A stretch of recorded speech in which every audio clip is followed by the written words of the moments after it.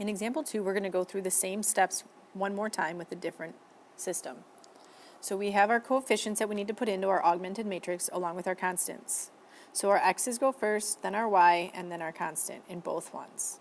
So let's go ahead in the first one. We start with 5,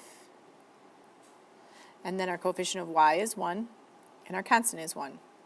In the second equation, our coefficient of x is 1, coefficient of y is 1, and our constant is -2. Now we're going to go through the same steps. Our goal in the end is to end up with 1, 0, 0, and 1. And that's the goal that we will have every single time. We're going to get them in the order the same as well. So we are going to start in step 1 by multiplying row 1 by something to replace row 1. And look on Alex, it will tell you exactly what number you're changing first. We want to get this to be a positive 1. So how do we get that to be a positive 1? We take a look at the number in that row above it, which is a 5. So I need to get 5 times something to be 1, which would be its reciprocal, or 1/5. So I'm going to take 1/5 times row 1, this whole thing, and I'm going to replace row 1. So that means row 1 is the one getting replaced right here. So if I multiply 1/5 times 5, I get 1. Then if I multiply 1/5 times 1, I get 1/5. And then I need to take and multiply 1/5 by this one, and I'll get another 1/5. The second row stays the same. The only row I'm changing here is row 1, so my second row is still 1, 1, and -2. Now in my second step, I want to get this 0 here. So in order to get a 0 here, I'm going to multiply some number by row 1 and add it to row 2.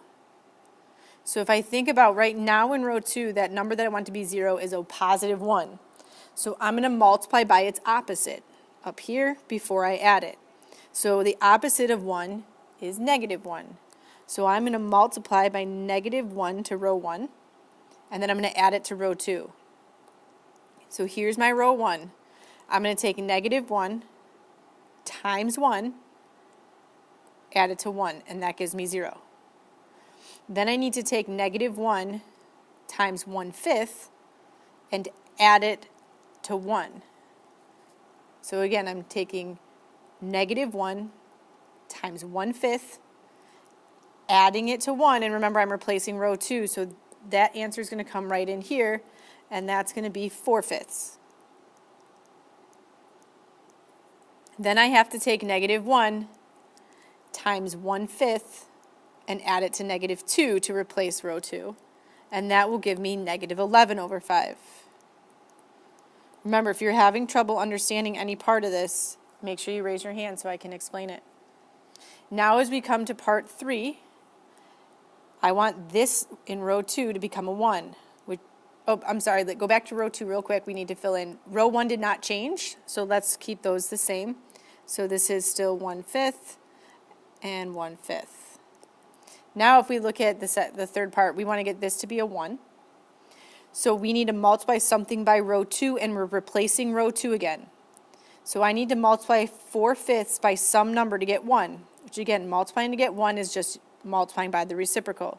So I'm going to multiply by 5/4. So I'm going to take 5/4 times 0. That gives me 0. Then I'm going to take 5/4 and multiply by 4/5, which is 1. Then I have to take 5/4 and multiply it by -11/5, and that will give me -11/4.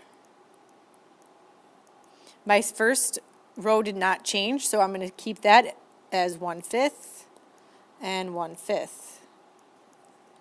Now as I scroll up a little bit, we're going to take a look at step 4. And in this step, I want to get my final 0 right here, which means I need to multiply row 2 by some number and add it to row 1. So since I'm doing that part, I want the opposite of what's there. So the opposite of 1/5 is -1/5. So I want to multiply by -1/5 to row 2, and I'm going to add that to row 1, and this time I am replacing row 1. This is the one that's changing. So I'm going to take negative 1/5 times 0, which is 0, and add it to 1, which is 1.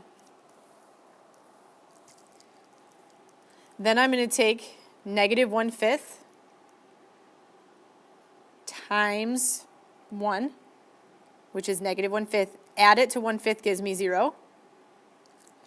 And then I'm taking negative 1/5 times negative 11 over 4, and I'm adding that to 1/5.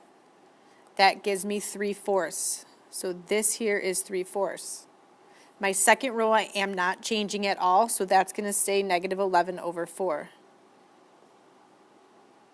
Which gives me my solutions that x equals 3/4 and y equals negative 11 over 4. If you have questions, please call me over. If not, the next video will contain the answers to the try this that you can click on.